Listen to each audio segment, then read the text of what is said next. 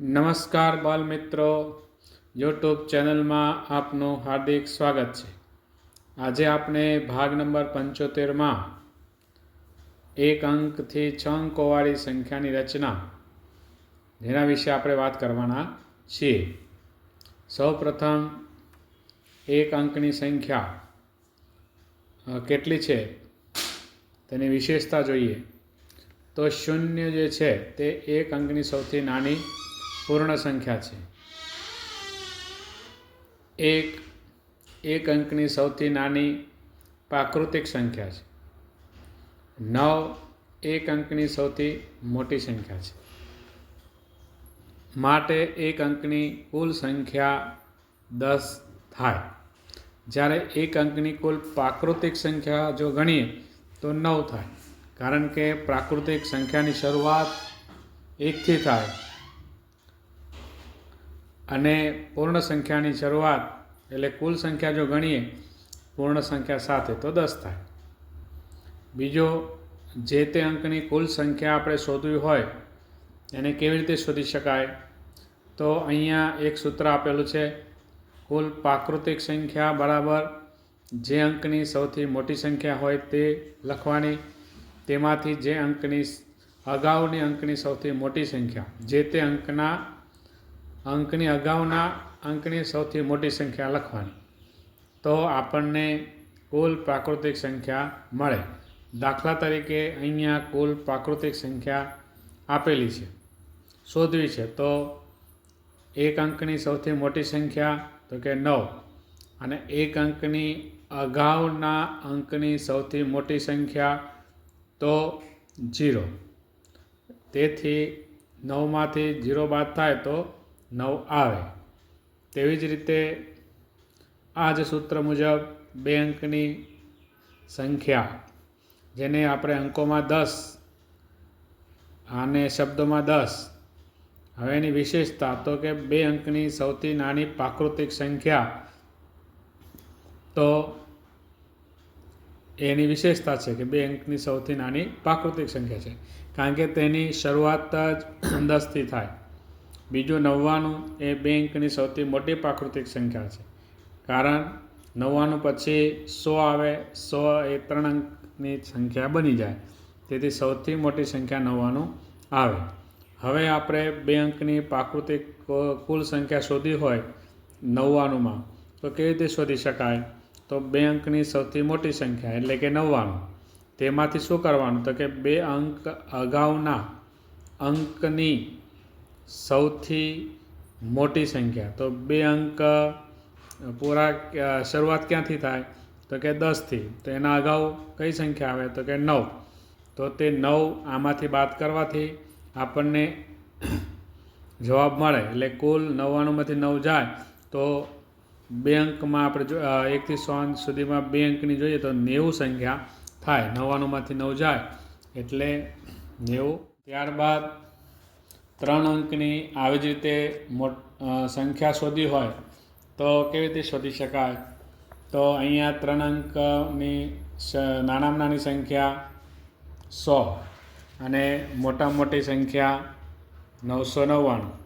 હવે તે જ રીતે આપણે આગળ જોયું તેમ 3 અંકની પ્રાકૃતિક સંખ્યા મેળવવા માટે આપણે જાતે પ્રયત્ન કરવાનો છે।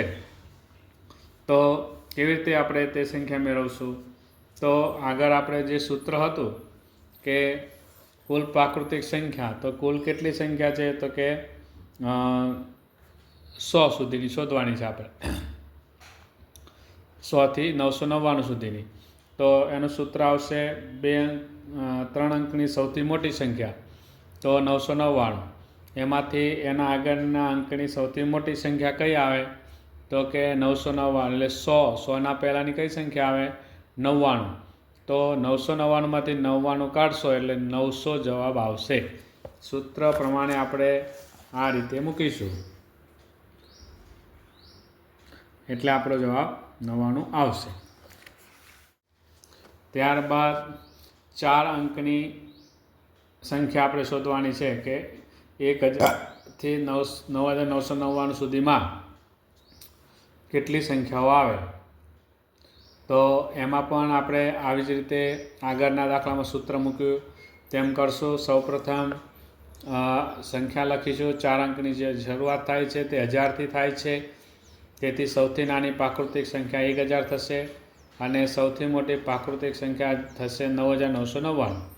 હવે આપણે કેટલી સંખ્યાઓ આવેલી છે તે શોધવા માટે આપણે શું કરશું? સૂત્ર મૂકીશું કે કુલ પ્રાકૃતિક સંખ્યા બરાબર 4 અંકની મોટામાં મોટી સંખ્યા એટલે 9999 ઓછા 4 અંકની પહેલાં શરૂ થતાં પહેલાં ની નાની સંખ્યા કઈ? તો 1000 પહેલાં આવે 999. 9999માંથી 999 કાઢશો એટલે 9000 આપણો જવાબ આવશે. ત્યારબાદ 5 અંકની આવી જ રીતે મોટી કુલ પ્રાકૃતિક સંખ્યા શોધવી હોય તો કેવી રીતે શોધાય? તો અહીંયા 5 અંકની શરૂઆત થાય છે તે નાનામાં નાની પ્રાકૃતિક સંખ્યા થશે 10000. મોટામાં મોટી પ્રાકૃતિક સંખ્યા થશે 99999. હવે આપણું સૂત્ર મુજબ 5 અંકની કુલ પ્રાકૃતિક સંખ્યા બરાબર આપણે લખીશું કે 5 અંકની સૌથી મોટી સંખ્યા ઓછા 5 અંક અગાઉના અંકની સૌથી મોટી સંખ્યા. એટલે 10000માં 5 અંક છે એના પહેલાં જોઈએ તો 4 અંકની મોટામાં મોટી સંખ્યા કઈ થશે? તો 9999. તો 99999માંથી 9999 બાદ કરીશું તો આપણને જવાબ મળશે 90000. એટલે 90000 જે છે તે પ્રાકૃતિક સંખ્યાઓ થશે. અહીંયા આપણી સમજ માટે અહીંયા એક કોષ્ટક આપેલું છે. પરીક્ષામાં આવી રીતનો પ્રશ્ન પૂછાય કે સૌથી મોટી સંખ્યા 1 અંકની કઈ? તો કે 9 અને સૌથી નાની સંખ્યા 1. કુલ સંખ્યાઓ કેટલી? 1 તો કે 10. જે કહેવાય 1 અંકની કુલ સંખ્યા કેટલી થાય? 10. તેવી જ રીતે 2 અંક મોટા મોટી 999, એક નાની 10. હવે 99 સુધીમાં 2 અંકની કુલ સંખ્યાઓ કેટલી થશે?